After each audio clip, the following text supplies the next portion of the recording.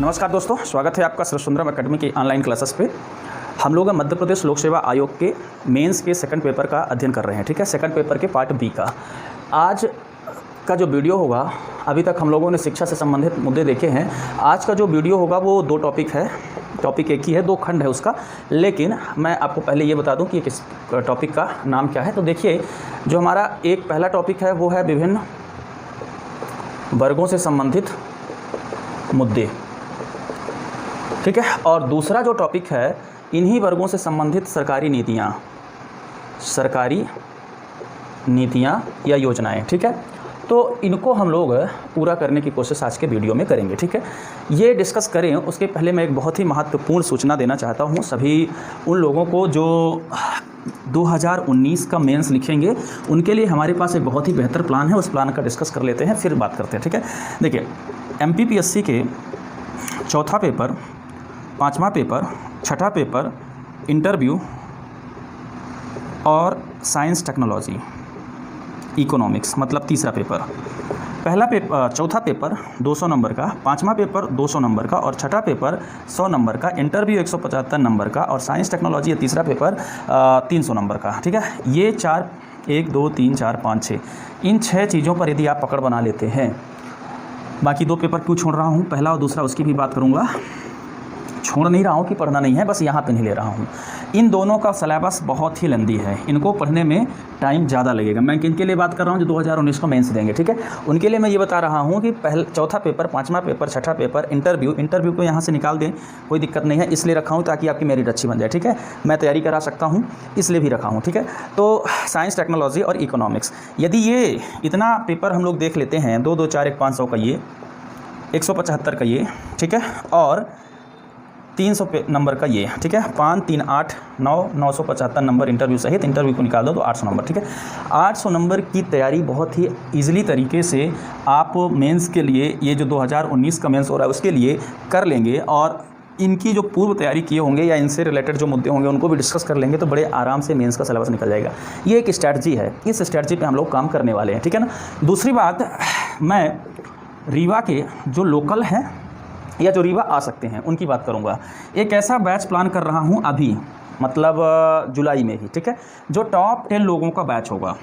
इस टॉप 10 लोगों में वो लोग शामिल हो सकते हैं जिनका जनरल में है 70+ मार्क्स हो, या 70, हाँ ठीक है 70 ले लेते हैं, जिनको संभावित है 70+ मार्क्स हो, और OBC में 60+ मार्क्स हो, या इसके आसपास जो SC ST हैं उनका भी मार्क्स हो, तो ये लोग शामिल हो सकते हैं, क्योंकि इनका कंफर्म है कि मेंस निकलेगा। ठीक है, तो ये लोग टॉप 10 बैच में हमारे शामिल हो जाएं।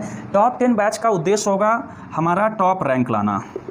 जिस विज़न के लिए रीवा में मैं काम कर रहा हूं, उस विज़न को पूरा करने के लिए एक 10 लड़कों का, 10 बच्चों का एक बैच मैं संचालित करने वाला हूं। अभी 15 जुलाई तक ये स्टार्ट हो सकता है, तो आप चाहें तो इस बैच में ज्वाइन कर सकते हैं। ठीक है, या आपका कोई मित्र है जिसको लगता है कि हाँ मेंस लिखेगा, तो इस टॉप रैंक बैच में आप हमारे आ सकते हैं। आपका स्वागत है, बहुत ही कम फीस पर यह बैच आपको अवेलेबल कराया जाएगा। ठीक है, यदि आप ज्वाइन कर लेते हैं 10 से 15 जुलाई के बीच, आप हमें इन्फॉर्म कर देते हैं, ज्वाइन कर लेते हैं, रजिस्टर करा लेते हैं, तो ये केवल 20,000 समथिंग में आपका पूरा सिलेबस का, खासकर ये जो सब्जेक्ट हैं और इनका भी पूरा होगा, answer writing, answer checking, test series, वो सारी चीज़ें पूरा कर लेंगे हम लोग। ठीक है, तो जिनको भी लगता है कि हाँ हम इस बैच में आ सकते हैं, टॉप रैंक बैच, इस बैच का एकमात्र उद्देश्य होगा सिलेक्शन नहीं, टॉप रैंक लाना। ठीक है, तो टॉप रैंक लाने वाले इस बैच में आपका स्वागत है, आप आ सकते हैं। ठीक है, ये थी सूचना। और स्ट्रेटजी पे हम लोग बात करेंगे, काफ़ी अच्छी स्ट्रेटजी बनाएंगे, उस स्ट्रेटजी को फॉलो करेंगे तो एक अच्छा खासा बैच बनेगा। और उस बैच की जो प्राथमिकता होगी, फिर से मैं बता रहा हूँ, क्या, टॉप रैंक लाना, ना कि सिलेक्शन तो होगा ही होगा, टॉप रैंक पर काम करेंगे। तो आप आ सकते हैं, स्वागत है। ठीक है, चलिए आज का जो टॉपिक है उस पर हम लोग बात करते हैं, जिसके लिए मैं उपस्थित हुआ हूँ।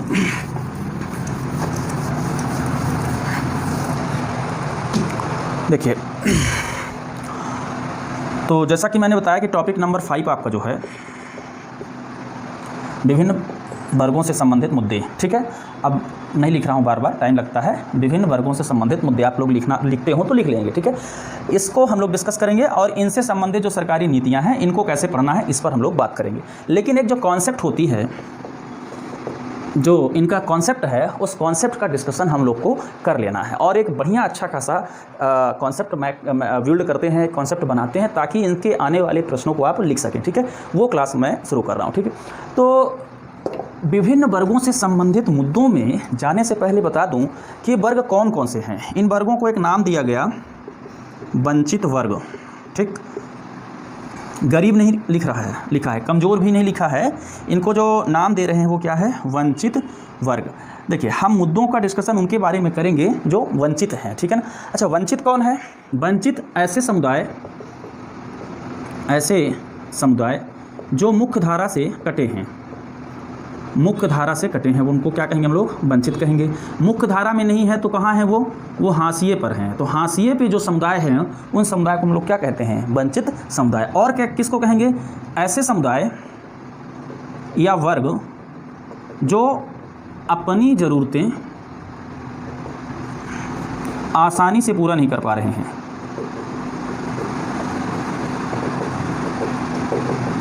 और किसको कहेंगे? ऐसे लोग या समुदाय वर्ग, कुछ भी कह लीजिए, जिनकी विकास की प्रक्रिया में सहभागिता नहीं हो पा रही है, ठीक है ना। ऐसे लोग जो भेदभाव का शिकार हैं, किसी भी तरीके का भेदभाव से ग्रसित हैं, भेदभाव के शिकार हैं, वो लोग भी क्या कहलाएंगे? वो लोग भी वंचित लोग कहलाएंगे, ठीक है। ऐसे लोग जिन्हें अभी सशक्तिकरण की आवश्यकता है, इनको भी हम क्या कहेंगे? इनको भी हम लोग वंचित वर्ग कहेंगे, ठीक है। तो वंचित आप समझ गए होंगे। वंचित वो लोग हैं जो मुख्य धारा से कटे हैं, वो लोग हैं जिनको जो अपनी मौलिक ज़रूरतें, जो मूलभूत आवश्यकताएं या सामान्य ज़रूरतें आसानी से पूरा नहीं कर पा रहे हैं, ठीक है ना। यहाँ पे ज़रूरतों से मतलब मौलिक आवश्यकताओं से, मूलभूत आवश्यकताई से, ना कि ऐसा कि हमारी ज़रूरत है कि हम BMW नहीं ले पा रहे हैं, है ना, AC नहीं लगवा पा रहे हैं, तो हम भी तो अपनी ज़रूरतें पूरी नहीं कर पा रहे हैं आसानी से। तो ये मैटर नहीं है। मैटर क्या है? बेसिक नीड्स पूरी नहीं कर पा रहे हैं। और यदि बेसिक नीड्स पूरी नहीं कर पा रहे हैं, उसके लिए उनको स्ट्रगल करना पड़ रहा है, तो किससे वंचित हैं? वो संसाधनों से वंचित है, मतलब उन तक अभी संसाधन नहीं पहुँच पाए हैं, है ना। तो हम लोग क्या लिख सकते हैं? एक और बात कि ऐसे लोग जिन तक संसाधनों की पहुंच सुनिश्चित नहीं हो पाई है ना, होना अभी बाकी है। ऐसे सभी लोग क्या कहलाएंगे? ऐसे सभी लोगों को हम लोग वंचित वर्ग कहेंगे, ठीक। अब आपके सिलेबस में क्या लिखा है? इन्हीं वर्गों से संबंधित मुद्दे, ठीक है। एक बार अभी इन लोगों को मैं आपको पहचान करा देता हूं कि वंचित वर्ग कितने प्रकार से होते हैं, फिर आते हैं इनके मुद्दों पर जो सेकंड पेपर के पार्ट बी के दृष्टिकोण से उपयोगी होंगे। उन मुद्दों की हम लोग चर्चा करेंगे, ठीक है। तो सबसे पहले इन वंचित वर्ग का जो क्लास है वो आपको डिफाइन करा दूं, ताकि आप भली भांति ये समझ सकें कि इनके क्या क्या मुद्दे हो सकते हैं, ठीक है। देखिए, किस किस रूप से वंचित हो सकते हैं? तो आर्थिक रूप से वंचित हो सकते हैं, ठीक है। आर्थिक रूप से वंचित दो लोग हैं, दो नाम से जाने जाते हैं। एक वो जो गरीब है, गरीब के नाम से जाना जाता है, तो एक इशू यहाँ से जुड़ जाता है, क्या? गरीबी, ठीक। एक कौन है? एक वो है जिनको बेरोजगार के नाम से जाना जाता है। दोनों अलग अलग हैं, है ना। तो एक यहाँ से समस्या पैदा होती है, कौन सी समस्या? बेरोजगारी की समस्या, ठीक। ये एक मुद्दा निकल कर आता है। तो आर्थिक रूप से दो प्रकार से वंचित हैं, गरीब और बेरोजगार। गरीब का मतलब गरीब, चाहे वो SC का हो, चाहे ST का हो, चाहे OBC या जनरल का हो, इसमें सारे जो गरीब हैं उनको हम ले रहे हैं, ठीक है। दूसरा, सामाजिक रूप से वंचित वर्ग। सामाजिक रूप से वंचित वर्ग में 2-3 कैटेगरी बना लेते हैं। एक जो जातीय भेदभाव के शिकार हैं, या जाति व्यवस्था के कारण, या जाति निम्न जाति के होने के कारण जो तथाकथित निम्न, समझिएगा, मैं निम्न नहीं कह रहा हूँ, तथाकथित निम्न, ठीक है। तो जिनको जाति व्यवस्था में निचले पायदान पर रखा गया है, उस वर्ग में होने के कारण उनके साथ यदि भेदभाव किया जा रहा है तो वो वंचित कहलाएंगे सामाजिक रूप से। अर्थात उनकी जाति के आधार पर वो प्रतिष्ठित नहीं माने जाते हैं। क्या कमी है? जाति के आधार पर प्रतिष्ठित नहीं माने जाते, उनको सम्मान पूर्वक जीवन का अभाव है, इसलिए क्या कहा जा रहा है कि वंचित हैं, ठीक। दूसरा, इसमें धार्मिक रूप से वंचित वर्ग भी हो सकते हैं। धार्मिक रूप से वंचित कहने का मतलब वो वर्ग जिनको धर्म के कारण विशेष छूट मिलती है अल्पसंख्यक वर्ग, ठीक है ना, उनके संख्या में कम होने के नाते, ताकि बहुसंख्यक वर्ग उनकी संस्कृति को नष्ट ना कर दें या उनकी संस्कृति को जीने की आज़ादी को समाप्त ना कर दें, तो उस वर्ग को भी हम लोग इसमें शामिल कर लेते हैं। और एक तीसरा वर्ग इसमें शामिल हो जाता है लिंगगत भेदभाव का शिकार हुई महिला, भाव के शिकार, ठीक। तो भारत की स्थिति में महिला ही शिकार है। कहीं ऐसा भी हो सकता है कि लिंगगत भेदभाव के शिकार पुरुष भी हो सकते हैं, पर यहाँ पे मुद्दा किसका है, महिलाओं से रिलेटेड। तो यहाँ पे पुरुषों की वर्चस्वता के चलते महिलाएं क्या हैं, वंचित हैं, पीछे हैं, उनको सशक्तिकरण की आवश्यकता है, ठीक। तो सामाजिक रूप से वंचित हो गए। सामाजिक रूप से वंचित वर्ग के अलावा एक अलग वंचित वर्ग हो सकता है क्या, शारीरिक रूप से वंचित वर्ग।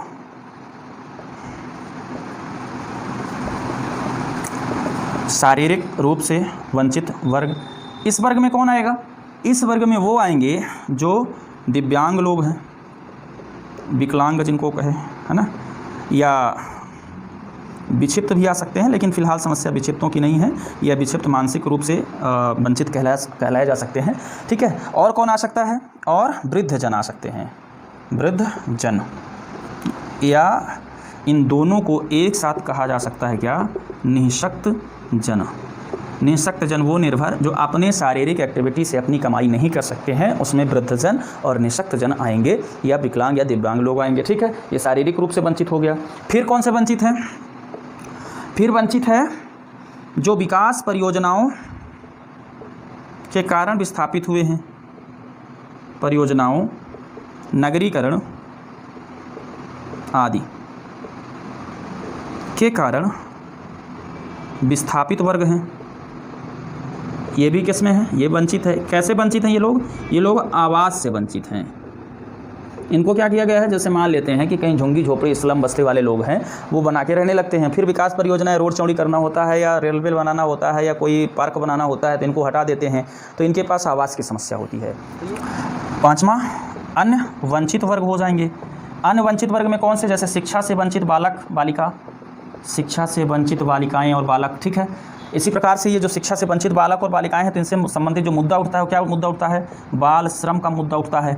फिर एक और इसी में अन्य में आप लिख सकते हैं क्या, बंधुआ मजदूरी का मुद्दा, बंधुआ मजदूरी, तो बंधुआ मजदूरी वर्ग भी वंचित वर्ग कहलाएगा, ठीक है। ये आपके उसमें आते हैं जो सिलेबस का पॉइंट लिखा हुआ है, विभिन्न वर्गों से संबंधित मुद्दे। अब आप लोग समझ रहे होंगे कि विभिन्न वर्गों से संबंधित मुद्दे कहने का मतलब ये है कि जो आर्थिक, सामाजिक, शारीरिक विकास परियोजनाओं से वंचित हैं या अन्य किसी कारण से वंचित हैं, वो सब इसमें आएंगे, ठीक है। कुछ समस्याएं भी हैं, सामाजिक समस्याएं, उन सामाजिक समस्याओं का भी अध्ययन आप लोग को करना चाहिए, ठीक है। जैसे मान लेते हैं कन्या भ्रूण हत्या हो गया, ठीक है ना, जैसे मान लेते हैं सेरोगेसी मदर का मामला हो गया, ये भी सोशल इशू है, ठीक है। संप्रदायवाद हो गया, अलगाववाद हो गया, पंथ निरपेक्षता का इशू हो गया, ठीक है, उसी में आ जाएगा आतंकवाद आएगा। ये सारे मुद्दे हम लोग इंटरनल सिक्योरिटी वाले इशू में पढ़ेंगे, ठीक है। फिलहाल यहाँ पे इतनी बातें आपको ध्यान में रखनी है कि जो 5वां नंबर टॉपिक है, टॉपिक नंबर 5 है, और टॉपिक नंबर जो 7 है, 7 में लिखा है विभिन्न वर्गों से संबंधित जो वर्ग हैं, उनसे संबंधित जो सरकारी नीतियां, योजनाएं हैं, वो आप समझ रहे होंगे, ठीक है। तो अब आपको क्या करना है, 2 सेक्शन है इसके। एक तो इसका कोर सेक्शन है, एक्सप्लेन करता हूँ कैसे।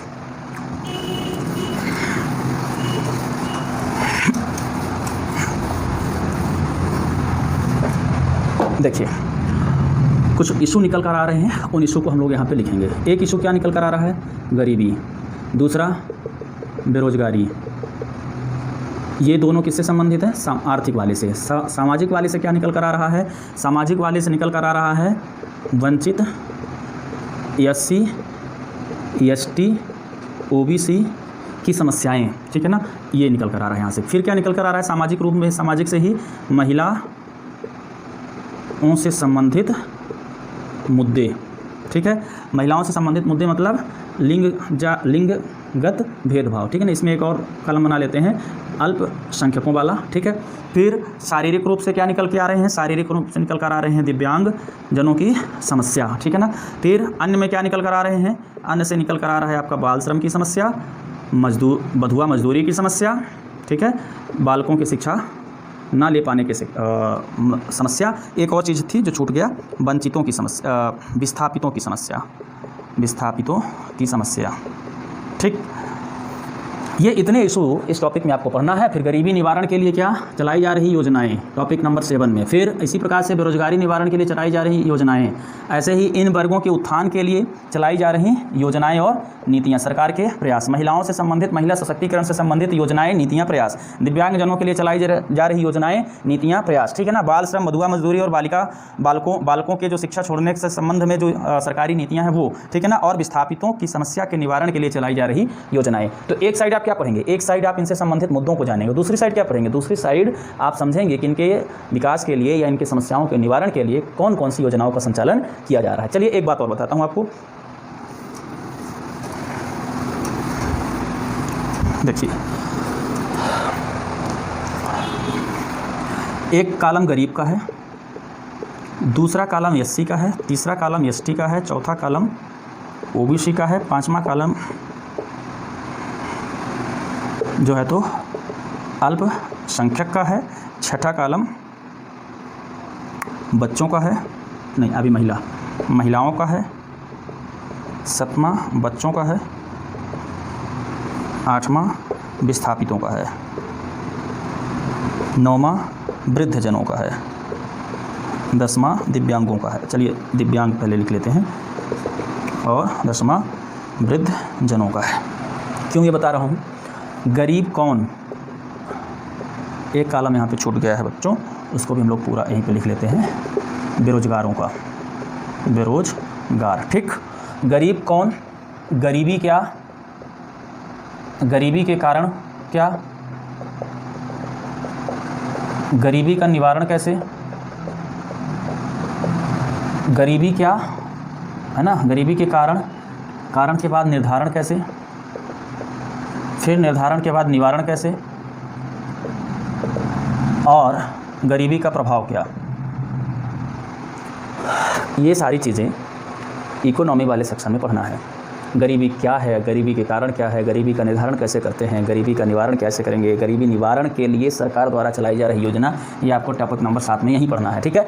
प्रभाव क्या है, प्रभाव में जो प्रभाव HR से रिलेटेड है, ह्यूमन रिसोर्स से रिलेटेड है, वो प्रभाव हमें यहीं देखना है।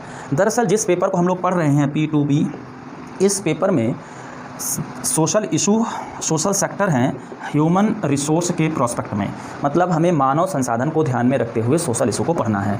गरीबी क्या है, इस प्रकार की परिभाषा जो पूछी जाती है, गरीबी के प्रकार बताइए, वो तीसरे पेपर में पूछी जाती है। इसी प्रकार से बेरोजगारी इकोनॉमिक्स का सब्जेक्ट है, इसलिए तीसरे पेपर में पूछी जाती है, ठीक है। अभी वाले सिलेबस की बात नहीं कर रहा हूँ मैं, 2019 तक के सिलेबस की बात कर रहा हूँ। अभी वाले सिलेबस में यही है, ठीक है, इकोनॉमी भी इसी में है, इसलिए पढ़ सकते हैं, ठीक है। इसी प्रकार से SC ST OBC की क्या समस्याएं हैं, यहाँ जो पढ़ना है वो क्या है 2019 के हिसाब से, वो ये है कि SC ST OBC की जो समस्या है वो शिक्षा, एक मिनट, SC ST OBC, अल्पसंख्यक, महिला, बच्चे, विस्थापित, दिव्यांग, वृद्धजन, इन सबकी जो समस्या है वो ह्यूमन रिसोर्स के संदर्भ में जब हम पढ़ेंगे तो मुख्य रूप से शिक्षा के संबंध में, स्वास्थ्य के संबंध में और आवास के संबंध में, ठीक, 3 चीज़ों में पढ़ लेंगे, मुख्य रूप से शिक्षा और स्वास्थ्य के संदर्भ में। जैसे मान लेते हैं गरीबों की समस्या शिक्षा को लेकर के और स्वास्थ्य को लेकर के, SC ST OBC की समस्याएं किससे लेकर के, शिक्षा और स्वास्थ्य से लेकर के आवास से भी मान लेते हैं, ठीक है। अल्पसंख्यकों और महिलाओं, बच्चों की समस्या किससे, इनकी समस्या शिक्षा और स्वास्थ्य से रिलेटेड समस्या, यहाँ पे आपको प्रश्न जो पूछे जाते हैं वो इससे रिलेटेड होते हैं, ठीक है। यहाँ आप आवास भी मिटा सकते हैं, कोई दिक्कत नहीं है, ठीक है, आवास वगैरह बात की बात है, ठीक।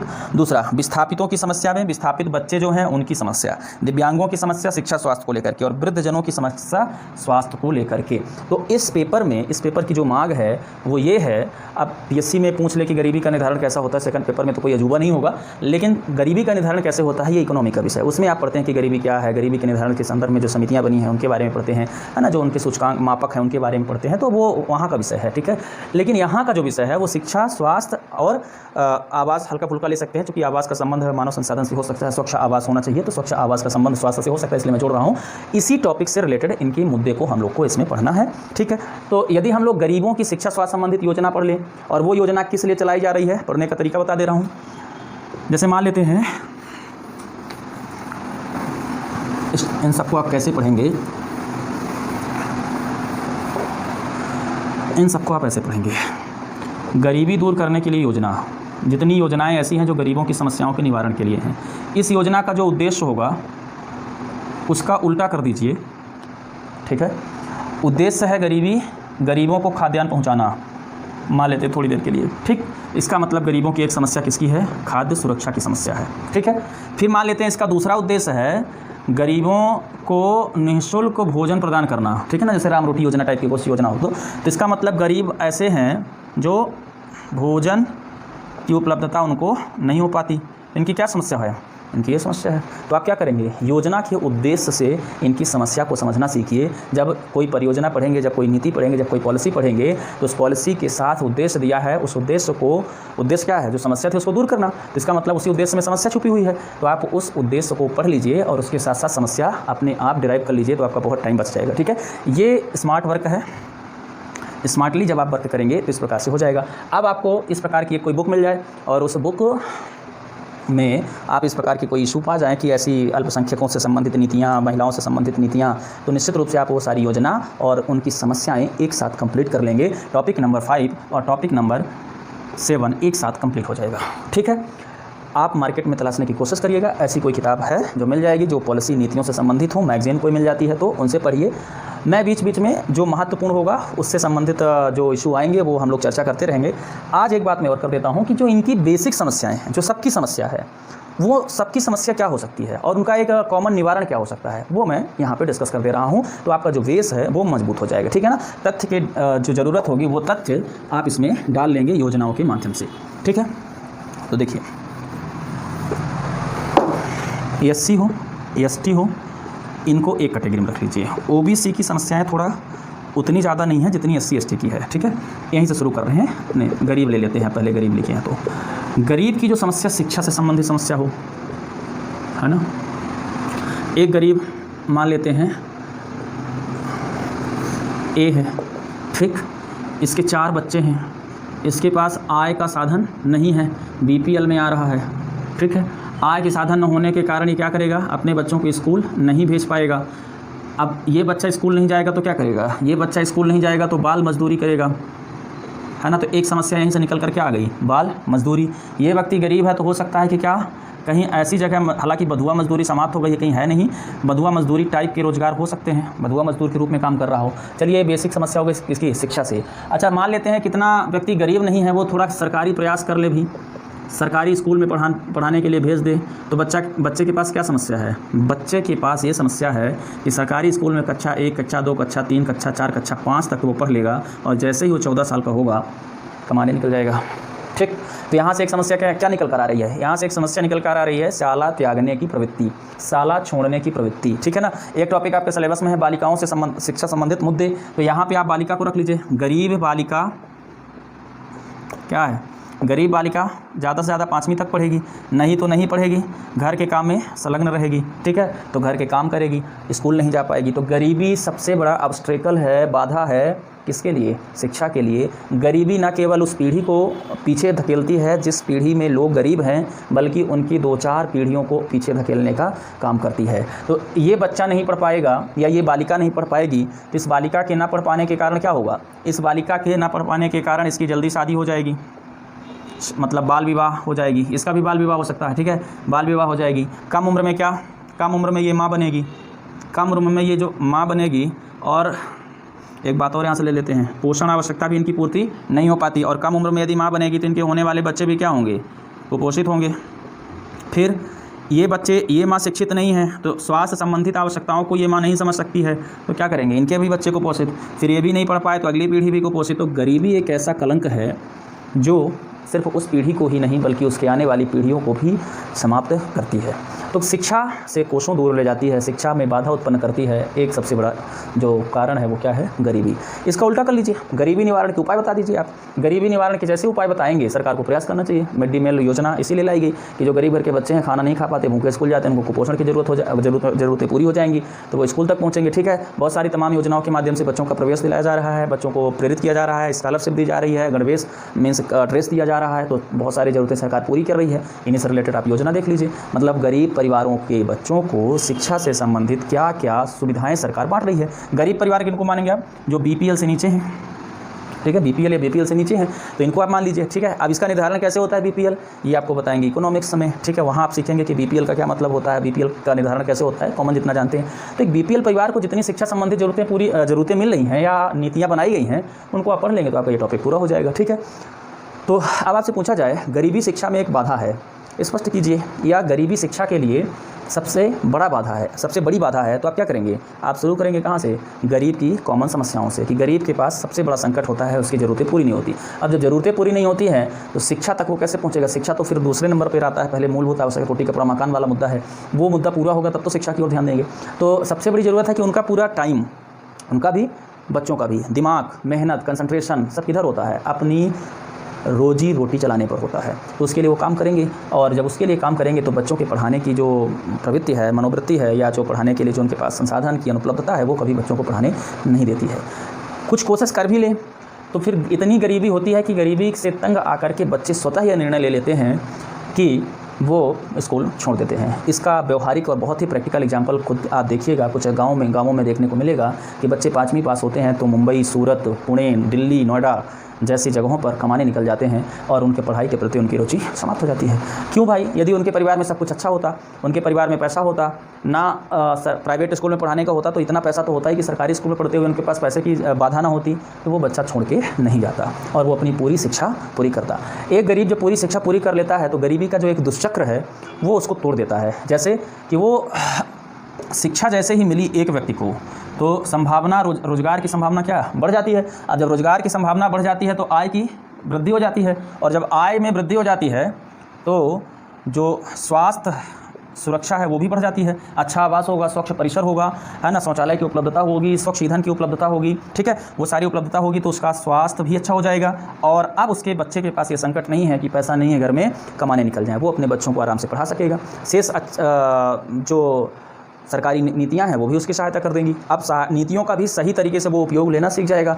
तो शिक्षा तक पहुंचाने के लिए जो गरीबी है उसको दूर करने का प्रयास सरकार को भी और व्यक्तियों को भी करना चाहिए। ठीक है, तो ये बात इसमें है। इसी प्रकार से बेरोजगारी का प्रभाव है गरीबी, है ना, तो बेरोजगारी आपको गरीबी तक ले जाती है, तो फिर वहीं से शुरू हो जाता है बस बेरोजगारी। अच्छा, शिक्षा और बेरोजगारी के भी संबंध है, शिक्षा नहीं है तो बेरोजगारी बढ़ेगी, और शिक्षा है तो बेरोजगारी कम होगी। कोई ज़रूरी नहीं कि अनिवार्य हो यह चक्र, लेकिन एक कॉमन अवधारणा है। कई बार ऐसा भी होता है, शिक्षित बेरोजगार शब्द भी आप सुनते हैं, तो शिक्षा बेरोजगारी के लिए मतलब शिक्षा मिलने से रोजगार मिल ही जाएगा, ये कभी 100% सुनिश्चित तौर पे नहीं कहा जा सकता। ठीक है, फिर SC/ST की क्या समस्या है, SC/ST OBC की। ST की समस्या ये है कि अभी बहुत ही कटे हुए हैं, मुख्य धारा से बिल्कुल कटे हुए हैं, इन तक स्कूल नहीं है, ये जंगलों में रहते हैं, आदिवासी क्षेत्र में रहते हैं, अनुसूचित जनजाति क्षेत्र में रहते हैं, वहाँ तक स्कूल की पहुँच नहीं है, स्वास्थ्य सुविधाओं की पहुँच नहीं है। ठीक है, अब जब स्कूल की पहुँच नहीं है, स्वास्थ्य सुविधाओं की पहुँच नहीं है, ठीक है, परिवहन की व्यवस्था नहीं है, डॉक्टर्स नहीं जा रहे हैं, विद्यालय के मास्टर नहीं जा रहे हैं पढ़ाने, वहाँ प्राइवेट स्कूल नहीं है, तो इनकी सबसे बड़ी समस्या ये है कि इन तक अभी संसाधन पहुँच नहीं पा रहे हैं, और ये जंगल से निकलने के लिए तैयार नहीं है। जो निकल आए हैं वो जागरूक नहीं है, वो अभी पैसे पर फोकस कर रहे हैं, मतलब शिक्षा को लेकर के जागरूक नहीं है। तो ये तमाम मुद्दे इनसे रिलेटेड अभी भी हैं, इनको सरकार को पूरा करना चाहिए। तो इनकी शिक्षा और स्वास्थ्य से संबंधित आप योजना देखेंगे तो आप उन योजना का जब उद्देश्य पढ़ेंगे तो इनकी समस्या बहुत अच्छे से समझ जाएंगे। ठीक है, इसी प्रकार से OBC की समस्या, SC की भी समस्या है, लेकिन इतनी ज़्यादा नहीं जितनी ज़्यादा ST की है, लेकिन फिर भी गरीबी, बेरोजगारी, अशिक्षा अभी भी इनमें बहुत व्याप्त है। OBC इनकी अपेक्षा कम, लेकिन OBC के बहुत सारे क्लास जातियाँ वर्ग ऐसे हैं जिनको शिक्षा और स्वास्थ्य के लिए अभी भी सरकारी सहायता की ज़रूरत है। ठीक है, तो इनके लिए क्या करेगी, इनके लिए शिक्षा, इन तीनों के लिए सरकार क्या करेगी, शिक्षा को बढ़ावा देने के लिए फ्री शिक्षा, स्कॉलरशिप, है ना, छात्रावास जैसी स्कीम्स लाने की कोशिश करेगी। ठीक है, प्रोत्साहन राशि देगी कुछ कि पढ़िए, उच्च शिक्षा में ले जाने के लिए। इसी के साथ एक और वर्ग जोड़ लीजिए, अल्पसंख्यक, तो इनकी लगभग एक कॉमन सी समस्या होती है SC OBC और अल्पसंख्यकों की, तो उनको पूरा करने के लिए सरकार प्रयास करेगी। ठीक है, दिव्यांगजनों की अपनी अलग समस्या है। दिव्यांगजनों की क्या समस्या है, दिव्यांगजनों की जो समस्या है वो क्या है, उनकी शारीरिक अक्षमता। तो जो शारीरिक अक्षमता है वो उनको शिक्षा के लिए उनके साथ भेदभाव होता है, तो हो सकता है कि इस अपनी अक्षमता के कारण वो शिक्षा लेने में रुचि न रखें। फिर उनके दृष्टिकोण से जो बुनियादी संरचनाएं हैं वो डेवलप नहीं हो पाती हैं, तो बुनियादी संरचनाएं डेवलप न हो पाने के कारण क्या होगा, वो स्कूल के प्रति अग्रसर नहीं होंगे। तो इनके लिए एक अलग से प्रयास किया जाए कि योजनाएं चलाई जाएँ। तो इन योजनाओं को देखिएगा जो दिव्यांगों के लिए चलाई गई हैं, इनके लिए बुनियादी संरचनाओं का निर्माण इस प्रकार से किया जाए कि वो आराम से उसमें ढल जाएँ। जैसे इनके लिए सरकने वाली सीढ़ियाँ जो होती हैं वो बनवाई जाएँ, है ना, पेयजल की व्यवस्था नीचे की जाए, इनका शौचालय अलग तरीके का होना चाहिए इनके सुविधा के हिसाब से। तो ये तमाम व्यवस्था स्कूल में भी और स्वास्थ्य केंद्रों में भी इनके दृष्टिकोण से होनी चाहिए। ठीक, तो इनकी समस्या भी इनकी योजनाओं से आप निकालेंगे। कुछ कॉमन चर्चा हम लोग कर ले रहे हैं। बालिकाओं की, महिलाओं की और बच्चों की समस्या भी देख लेते हैं। कई वीडियोज़ में जो पिछले हमने पढ़ाया है तो उसमें चर्चा है, स्कूली शिक्षा से लेकर उच्च शिक्षा तक में ये सारे मुद्दे डिस्कस किए हैं। बालकों की समस्या और बालिकाओं की समस्या। तो बालिकाओं की जो समस्या है वो अलग टाइप की है। भेदभाव का शिकार ये हैं बालिकाएं और महिलाएं, ठीक है ना। इनकी शिक्षा संबंधी समस्या, शिक्षा मतलब बीच में छोड़ देने की प्रवृत्ति, कम उम्र में विवाह, ठीक ना, घर के काम संभालना, ठीक है, लोगों के प्रति इनको पढ़ाने की इच्छा या जागरूकता, समाज में सामाजिक रूप से मतलब समान महत्व न होना, इनकी कई समस्याएं। फिर स्कूल में महिला टीचर्स का ना होना, महिला मतलब बुनियादी संरचनाएं ना होना महिलाओं के अनुकूल, ठीक है, बालिकाओं के अनुकूल, और स्कूल का जो वातावरण है उसमें रैगिंग जैसी समस्या भी हो सकता है, ठीक है। तो ये तमाम समस्या इनके साथ आती है जिसके कारण ये स्कूल छोड़ देती है। फिर आपको यहाँ पे क्या करना है कि इनके स्कूल छोड़ देने का प्रभाव क्या होता है। फिर वही बात कि इनके स्कूल छोड़ देने का प्रभाव इनकी पीढ़ी तक नहीं है, इनके आने वाली कई पीढ़ियों तक होता है। और भारत का जो मानव संसाधन या मानव पूंजी है उस पर बहुत ही दुष्प्रभाव पड़ता है। उसको आप लोग पिछली क्लासेस से आप समझ सकते हैं, बहुत सारे इशूज़ इसमें मैंने डिस्कस किया है, ठीक। महिलाओं के जो मुद्दे हैं वो इनके अलग मुद्दे हैं। इनके साथ हिंसा का मुद्दा सबसे प्रमुख मुद्दा है, घरेलू हिंसा का मुद्दा, भेदभाव हर जगह है, कार्यालय में काजी महिलाएं जो हैं उनके साथ भेदभाव, यौन हिंसा का इशू है इनके साथ, है ना। तो शिक्षा के साथ, शिक्षा वाला पॉइंट इसके साथ जुड़ गया। बाकी अन्य सामाजिक जो इशू है, एक में इसमें स्वास्थ्य जोड़ लेते हैं, स्वास्थ्य संबंधी समस्याएं इनमें, है ना, वो इनके साथ जुड़ता है, ठीक। वृद्धों की समस्या एक बार और है, वृद्ध बाद में लेते हैं। विस्थापितों की समस्या, विस्थापितों की समस्या ये सबसे बड़ी समस्या उनकी आवास की है। तो आपको क्या करना है कि विस्थापितों को पुनर्स्थापित करने के लिए, रिहैबिलिटेशन करने के लिए कौन कौन सी योजनाएं चलाई जा रही हैं वो योजना आपको पढ़ लेना है, ठीक है। वृद्धों की समस्या, मुख्य समस्या स्वास्थ्य की है और सामाजिक पारिवारिक रूप से उनके कट जाने की समस्या है, मतलब उनको परिवार इग्नोर कर देता है, समाज इग्नोर कर देता है ना। तो ये इनकी समस्या है, लेकिन मुख्य समस्या किसकी है, स्वास्थ्य की है। तो एक क्या होता है कि जब वृद्ध, हमारे वृद्धों का जो है ये मानव पूंजी में भले ना आते हों लेकिन मार्गदर्शक में तो आते ही हैं। फिर इन पर खर्च हमारा होता है, सही बात है, लेकिन ये हमारे लिए बोझ ना हो, जिम्मेदारी बने, ठीक है ना। तो इनकी देखभाल के लिए सरकार प्रयास कर रही है और उस सरकार के द्वारा किए गए प्रयास को आपको पढ़ना है। तो कुल मिलाकर के इस टॉपिक की समझ विकसित करने के बाद अब आपको करना क्या है, अब आप केवल क्या करिए, 7वें नंबर टॉपिक को उठाइए, ठीक है। 7वें नंबर टॉपिक से सारी योजनाएं जो जितनी अभी हमने डिस्कस किया है जिनसे संबंधित उनकी योजनाएं, नीतियां लिखिए और चले आइए कहाँ पे, उसको दूर करने के लिए सरकार द्वारा क्या प्रयास किया गया है और उनको जो दूर करना है वही तो समस्या है ना। तो उसको आप समस्या के रूप में समझ जाएंगे। शिक्षा और स्वास्थ्य इस टॉपिक मतलब इस खंड के लिए ज़्यादा बेहतर होगा कि आप इन सबसे संबंधित शिक्षा और स्वास्थ्य वाला इशू देख ले, ठीक है ना। शिक्षा स्वास्थ्य से संबंधित बालिकाओं की, SC की, ST की, OBC की क्या है वो आपका ये टॉपिक पूरा हो जाएगा, ठीक है। तो आज के लिए मुझे लगता है पर्याप्त है। एक बार फिर से आपको बहुत बहुत धन्यवाद। यदि आपको ये वीडियो पसंद आ रहा है तो अपने दोस्तों तक पहुंचाएं और यदि कोई समस्या हो रही है तो हमें कमेंट करें, लाइक करें। धन्यवाद, फिर मिलते हैं।